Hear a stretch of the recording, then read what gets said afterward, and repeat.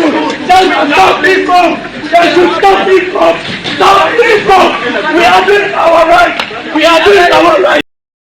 Yes, Redzone TV kwoli webale kubanga okyagoberera yonna gy'osinzira okubanga gy'otulabira kyokola kya mutawalanyo gwakyatambula naffe ku mukutu gaggadde ogwa Redzone TV. Ndi wano n'okubanga nkutuusaako era breaking news ngera bulijjo nga bwe tuzze tukikola nga bwe tuzze tukuweereza mu mpeereza yaffe gyenkakasa nti tugezaako okulaba nga ate tukutuusaako ekituufu kyennyini ekigenda mu maaso ku ground. Naawe yonna gy'osinzira okubanga gy'otulabira obeere nga tomisinga nsonga yonna. Nsooka okuddamu kusaba gwampuliriza nkuleetedde amawulire gano naye nkusaba olaikinge updates zetuba tukuwadde lwansonga ye garanti yokka gy'olina nti oba ogiyambyeko. Oyinza obutasharinga kubanga YouTube sikyangu kusharinga, naye bw'olaikinga oba oyambyeko information okubeera nga etambula n'omulala neeba nga ejja mmutuukako. So kira wansi awo otuwa ekigalo olaikinge, genda mu comment section teekamu obubaka bwo, tugenda kubanga tubusoma ku nkomerero eya updates zino. Era mu mboozi eno gye nkuleetedde ensonga z'okwekalakaasa. Waliwo abayizi abo boolabye nsonga mpanvu beekalakaasa lwa nsonga ya EACOP oba East African Oil Pipeline, crude oil pipeline. Ensonga eyo twaginnyonnyola era n'olunaku olwaleero tukomyewo obeere ng'ogimanya. Bannayuganda bali mu kwekalakaasa mu kibuga Kampala, naye ate nga nabali abeekalakaasa ku nnaku z'omwezi nga 23 mu kibuga Kampala era nabo baleeteddwa mu kkooti olunaku olwaleero, kkooti ya Buganda Road. Njagala kubanga nkulaga ekigenze mu maaso, naye bwe nkuleetera akatambi ako njagala fokasi yo ogiteeke ku muvubuka amanyiddwa nga Habibu Buwembo. Habibu Buwembo oyo namukunnyonnyolako weeyo Lubaga South. Omusajja oyo ye yajja ayambadde t-shirt eriko Anita must resign, era emikutu okwetoloola ensi yonna gi BBC gi Al Jazeera n'emikutu emirala gyonna essira gyaliteeka ku musajja oyo. Omusajja ono akozesezza courage, ngenda bikulagaawo akatambi ogenda kalaba.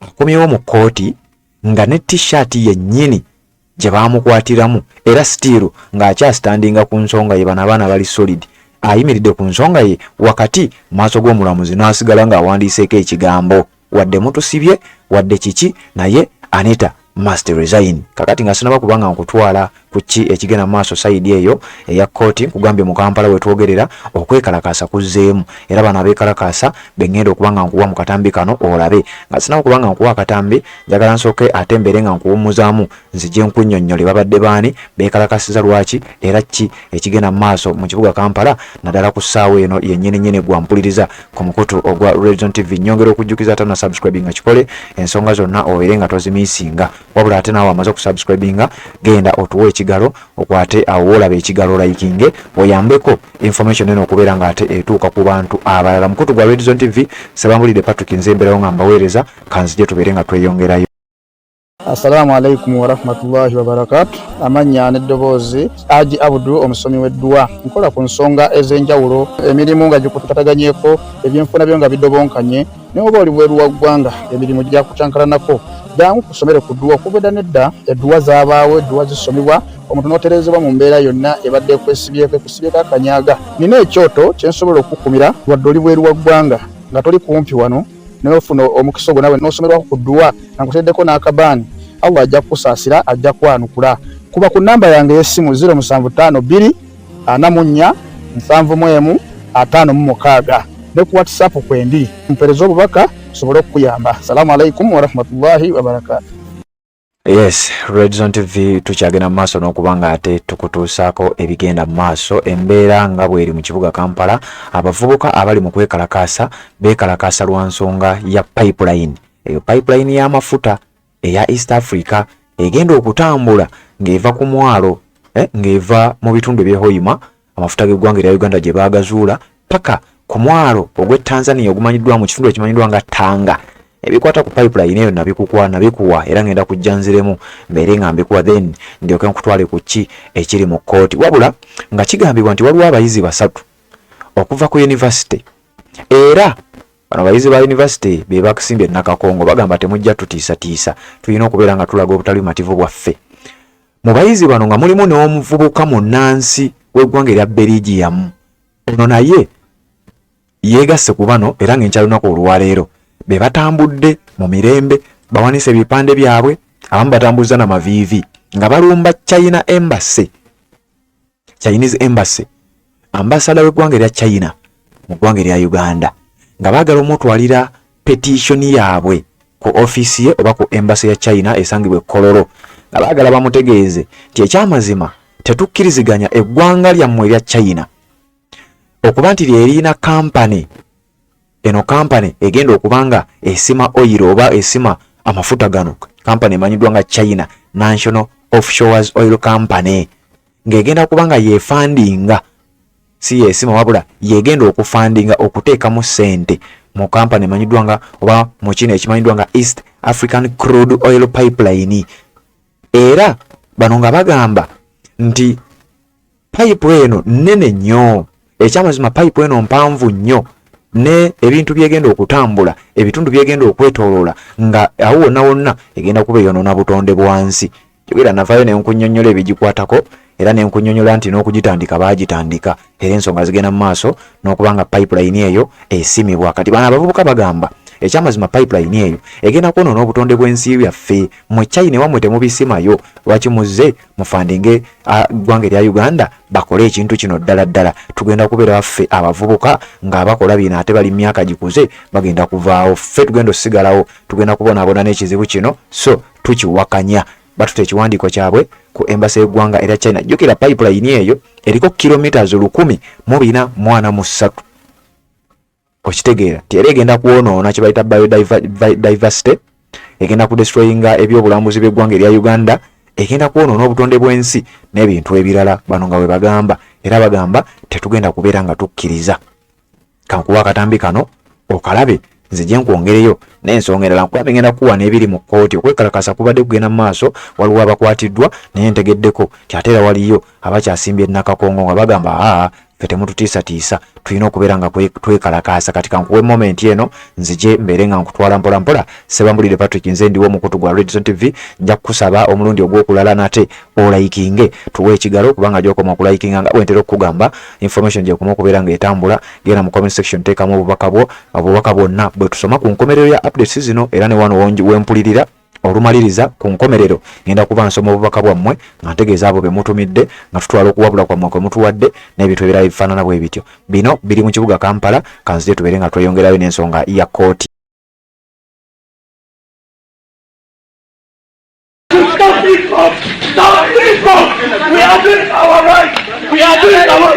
We shall not allow intimidation. We shall not let intimidation. This is our peaceful. We are peaceful. This is the place we are supposed to be. This is the place where we are supposed to be. This is the place where we are supposed to be. This is the place where we are supposed to be. This is the place. This is China. This is China. This is China. This is China. Don't use energy. Don't use energy. We are peaceful. Don't give us too much. China, stop peaceful. China, stop peaceful. China, stop peaceful.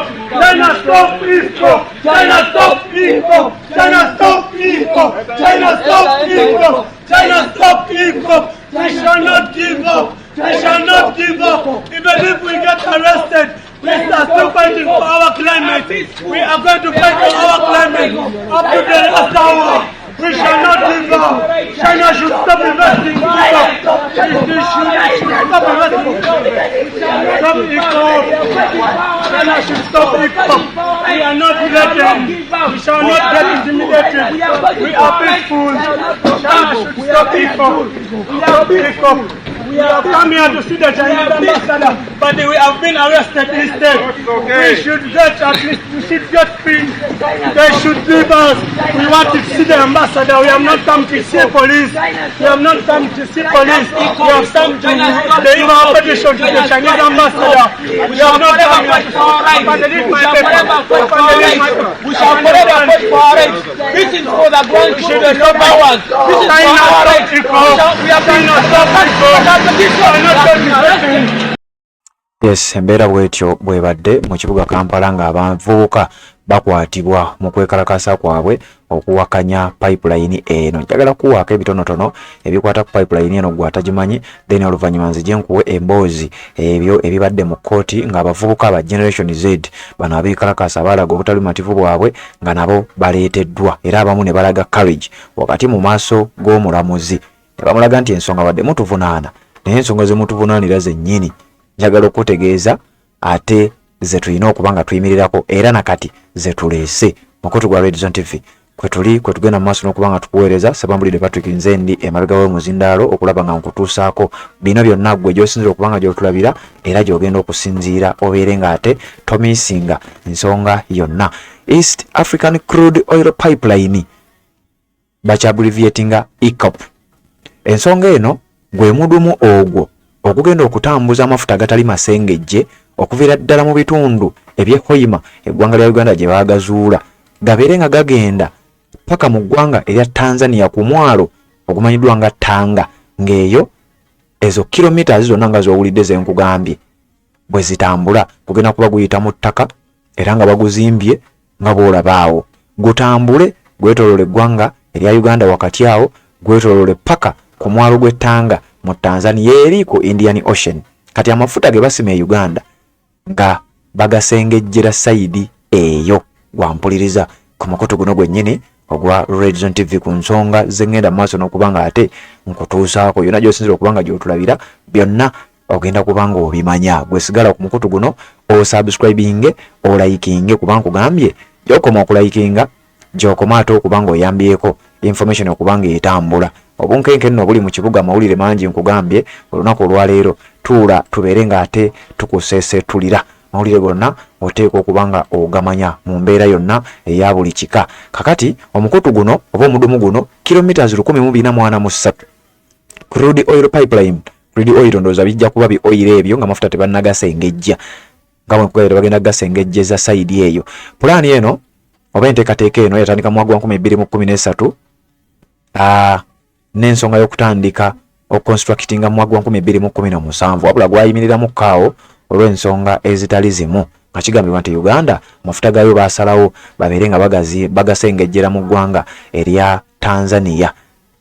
Pipe eno oba pipeline eno egenda kuba egajja mu bitundu bya Hoima district kuba ku Lake Albert ku shores oba ku nkingizi za Lake Albert mu bitundu bya Western Uganda eyo mu Hoima babeere nga bagatwala paka mu ggwanga nga bagayise Rakai bagayise Ebukoba mu Tanzania egende paka eri gagenda geetoolola Lake Victoria nga bwe nkulaze awo mu karedi ako koolaba omudumu ogwo gwetoolole paka guyite mu bitundu ebimanyiddwa nga Shinyanga Singida mu Tanzania Chongolani paka ogutuuka ku mwalo ogw'Ettonga era nga kilometers 1210 oba miles 808 ezigenda okubanga zitambula olwo Uganda eryoka emale efuna amafuta awo kyesimanyi ate bamale bagakomyewo e Uganda nga ate bagajje Uganda bagende bagasengejje awo ebisigadde tujja bikunnyonnyola ensonga bw'enaabezze. Kakati nga nzizeeyo ku nsonga y'abavubuka ba Generation Z abaleeteddwa mu kkooti olunaku olwaliwo kkooti ya Buganda Road y'ensonga gye njagala okuba nga nkuwaggwa mpuliriza ku mukutu guno ogwa Red Zone TV. Nja kukusaba obeereko essaawa yonna tugenda kukuleetera nga bwe nkugambye kuliko abavubuka abateerya ntama nga bano bo basazeewo okulagira ddala omulamuzi nti wadde mutukwata wadde mutuvunaana naye era ensonga gye mutuvunaanira era sitiru tugiyimiriddeko era tuzze wano mu kkooti mubeere ng'ate mugimanya. Bagamba okusinziira ku Habibu Buwembo beekalakaasa bagamba Anita must resign babalese mu kkooti bawoze era ye agamba sitiru tukyagamba Anita must resign era n'olwaleero ajjidde mu t-shirt yeemu eri gye baamukwatiramu ng'ayambadde Anita must resign nga bw'omulaba awo mu kawaiti ngenda kujja mbikulage byonna gwampuliriza nga bwe nkugambye yongera olayikinge kubanga gy'okoma okulayikinga information oba ogiyambako okubanga etambula n'atanaba kubanga osubscribinga kikole ensonga nga zino obeere ng'ate tozimiisinga ku mukutu ogwa Red Zone TV. Kanzije mbeere nga nkwongerayo wabula kansooke nkuwe emboozi y'abano abaleeteddwa mu kkooti eya Buganda Road olunaku olwaleero gwe munnange ampuliriza ku mukutu ogwa Red Zone TV.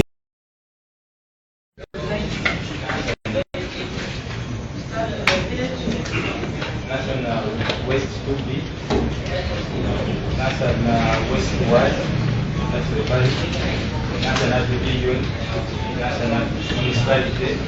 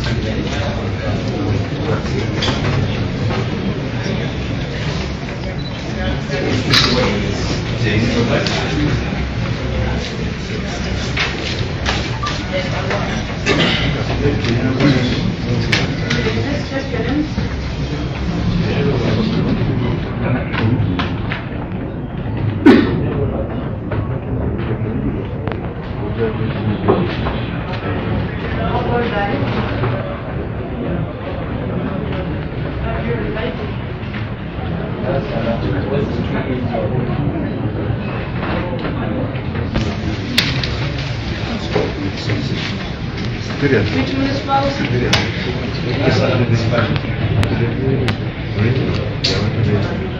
District.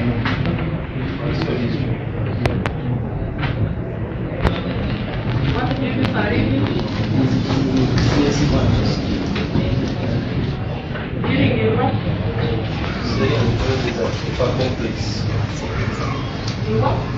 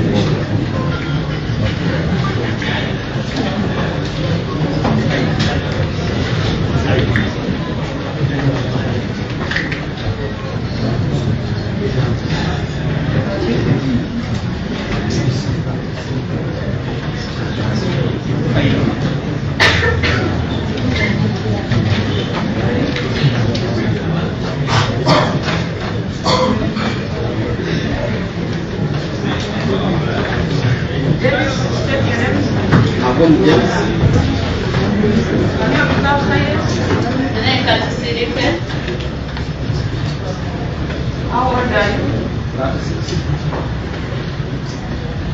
Have you read?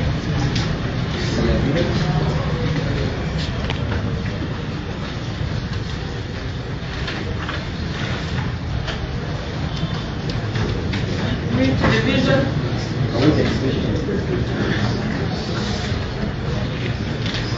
History.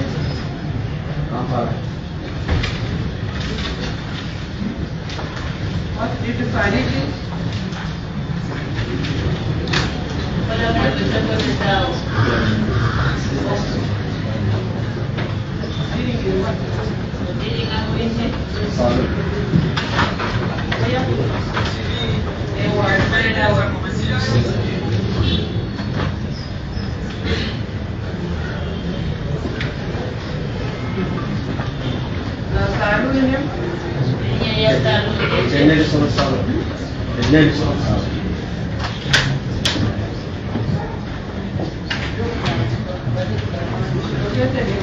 Building. Santa Maria.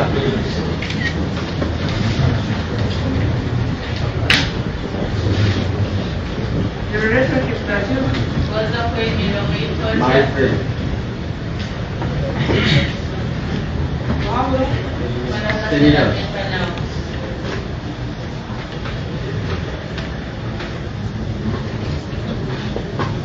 Your phone number? 0701 81 51 71. Your phone number?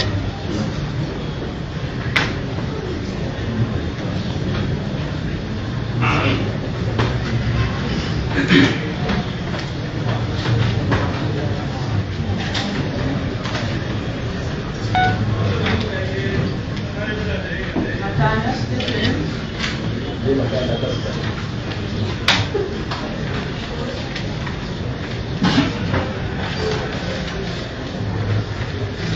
How old are you?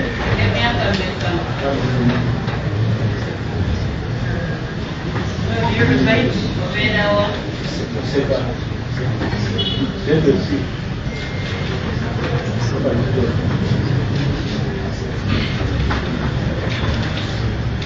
Which division?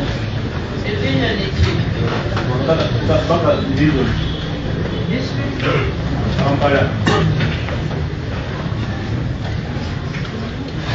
What did you do for a living? Where?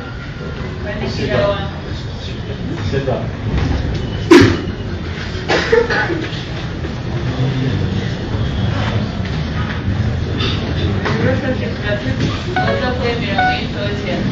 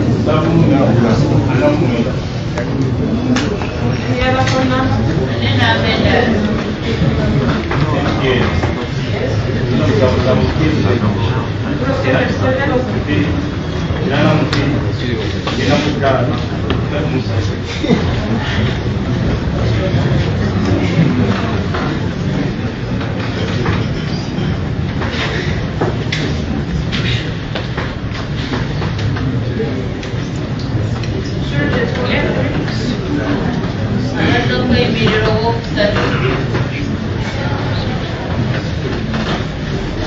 Wembo Habib, sure this for Wembo Habib.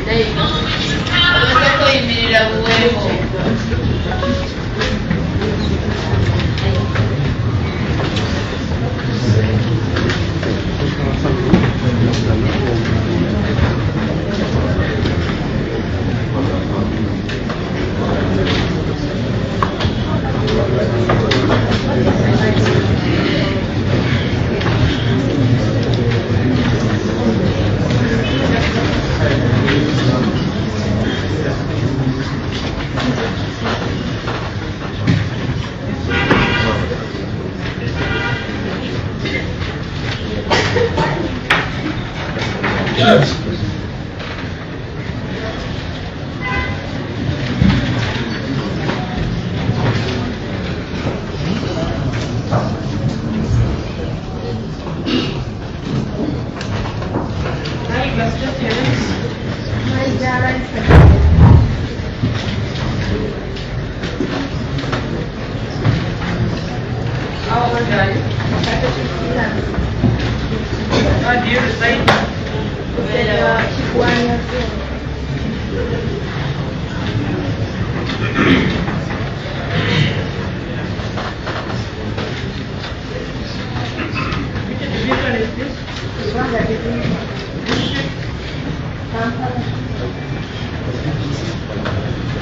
did you find?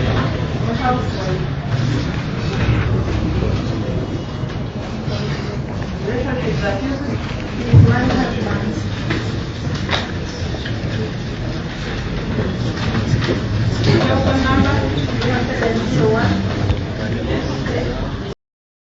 Yes, embeera bwetyo bweri gwali ku mukuto gwa Red Zone TV kyekyo kyembadde nkugamba eyo t-shirt gye baamukwatiramu naye era akomyewo agamba ye t-shirt yemu vest yemu eriko ensonga yange nti Anita must resign sijja girekayo bamuyita Habibu Buwembo saidi zerubaga South Java jawangalira ate n'abanga ensonga azikwasaganya embeera ebadde ku kooti ya Buganda Road baleeteddwa naye wenkoledde eggulire lino nga process zikyagenda maaso so ebivayo byonna ogenda kuba osigala ku mukuto gwa Red Zone TV byonna obeere ng'obimanya ngenda kuba nga mpita ayita mu bubaka bwammwe ate tubeere nga tutambula mpola mpola ku mukuto gaggadde ogwa Red Zone TV ensonga zibeere nga ate zigguka buli ataddeko message newankubadde zikyali ntono naye zino entono zengenda okuba nga mpita ayitamu oluvannyuma nzije tubeere nga tweyongerayo n'amawulire gaffe ng'era bulijjo ffe embeera yaffe yeeyo ensonga yaffe yeeyo kye tusobola okubeera nga tukutuusaako kanzije mpita ayite mu bubaka bwammwe ate tubeere nga tuwuliziganya mu updates eziddako.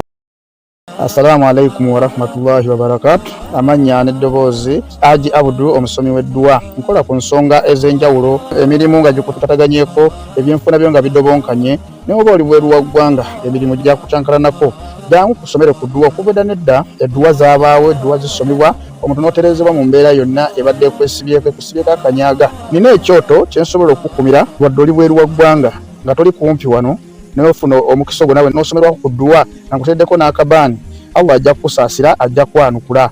Kuba ku namba yange y'essimu 0752 44 71 56 ne ku WhatsApp kwendi mpereza obubaka sobole okukuyamba. Assalamu alaikum warahmatullahi wabarakatuh. Yes, mukuto gwa Red Zone TV tukyagenda maaso n'okuba nga tukutuusaako ebiva sayidi ey'omu kooti abavubuka ba Generation Z abakwatibwa gye baatwaliddwa okubeera nga ate emisango gyabwe giwulirwa byonna ogenda kuba nga obifuna kakati ku bubaka buno bwe mutadde ku mukutu guno. Abbas Maire atugambye mwebale kuweereza n'okwapudetinga nga bannayuganda munange mwe musinga okuba nga mubeerako. John Baptist Desimanse Agaye Museveni and your fellow cowards free Uganda, free all political prisoners webale kubanga nabo baddeko yonna gyosinzira okubanga gyotulabira kyokola kya mutawana nnyo. Tamale Hadija webale kubanga obeerako n'agamba Muhoozi and Museveni free Ugandans tebalina musango bwate bwagambye message etuuse. Tamale Hadija webale kubanga ogobererwa omukuto gwa Red Zone TV. Nalwadda Hadija nawe webale kubanga ogoberera gali naye okimanyi nti anyway tugende maaso. B Ronnie webale kubanga nawe obeerako yonna gyosinzira okubanga gyotulabira. Colin Carolina Prose webale kubanga naye kwoli mukutu gwa Red Zone TV yonna gyosinzira okubanga gyoli gyotulabira. Robert Mutagubya webale kubanga nawe obeerako mukutu gwa Red Zone TV message etuuse. Nalwadda Hadija message yatuuse webale kubanga ogobereranga waliwo abatataddeeko mannya. Nebaza Nakandi Banji obadde wambulako naye webale kubanga ozze n'obanga ate obubaka butuuse atugambye mwebale kuweereza na ku updating Uganda bambi namwe mwebale kubeerako mutuwa amaanyi. Mami waffe Mama Kevin kuva e Switzerland n'ategeeza nti free Akirewo Kivumbi mumute. Mama Kevin bwate bwategeezeza message etuuse webale munnaye mami waffe kubeera nga ate ogoberera tugambye mwebale kuweerezanga mawulire naffe munnaye tusiima mwebale kubanga mubeerako era agamba nti ab'e Masaka tuteekeko emikono abo abasajja tubagobe. Mama Kevin ategeezeza ab'e Masaka nammwe mukole kye kimu ngaabe Bukooli we bakoze nalwo wa Shakira we bali kubanga nawe ogoberera yonna gy'osinzira okubanga gy'otulabira kyokola kya Mutawaana nnyo message etuuse Sewanyana Fred we bali kubanga nawe obeerako mukutu gwa Red Zone TV message etuuse agambye anyway Tumukunde Chanel we bali kubanga nawe kwoli message etuuse ni ono omulala erinnya talinteereddeeko Nakate Vivian nga bulijjo we bali kubanga naye kwoli agambye Museveni free Akireo Kivumbi ni ono omulala Susan Globasera n'agamba Mpuuga ne Sseggona baagala kuwamba kitebe bw'atyo bagambye Mulema Ronald we bali kubanga ogoberako kyonna kyokola kya Mutawaana nnyo agambye nze neewuunya buli wa NUP alina okubanga bamwaza ennyumba ye naye buli gwe baaza mbwasangibwa n'emmundu yeewuunya bamuyise Mulema Ronald kyewuunyisa munnange Hamid Lwebuga we bali kubanga nawe obeerako n'agamba free Akireo message etuuse naye bale Caroline we bali kubanga obeerako message etuuse Fred Wakiti we bali kubanga obeerako message etuuse abalala temutaddeeko mannya JM Ochenga we bali kubanga ogoberera mukutu gwa Red Zone TV message etuuse Kamutala Godfrey we bali kubanga obeerako message etuuse Were John we bali kubanga obeerako message etuuse Rehema wa Bobby agambye we don't want corruption in Busoga message etuuse Masaba Joff asinzidde Nairobi agamba nti Museveni akole byonna byakola naye akimanye nti America emulaba era emutaddeko abiri Anyesiga Ana nawe bali kubanga koli message etuuse aga free Akireo Kivumbi ono nagamba Anita must go bamuyise Nantongo we bali kubanga ogoberera ani ono omulala Kamande Mande we bali kubanga kwoli agambye omuntu wa bulijjo ajjawe ebyambalo by'amagye abasajja bano batulimba we bali kubanga obeerako Rita Sali we bali kubanga nawe ogoberera kyokola kya Mutawaana nnyo nyongera okubanga ate mu ngeri ey'enjawulo kansembyeyo muganda wange amanyiddwa nga Kyambadde erinnya eryokubiri siryerabidde ogamba naye nga musajja wa foona agoberera nnyo nga bw'okiwulira bamuyita Kyambadde Geoffrey asinziira United Arab Emirates n'agoberera omukutu ogwa Red Zone TV munnange kyokola kya Mutawaana nnyo tuwuliziganye mu updates eziddako bwe tuti bwe tulabise mukutu gwa Red Zone TV ensonga bwe zitwezibadde mu kooti naye tugenda kubanga tukomawo tubaweereza n'amawulire amalala.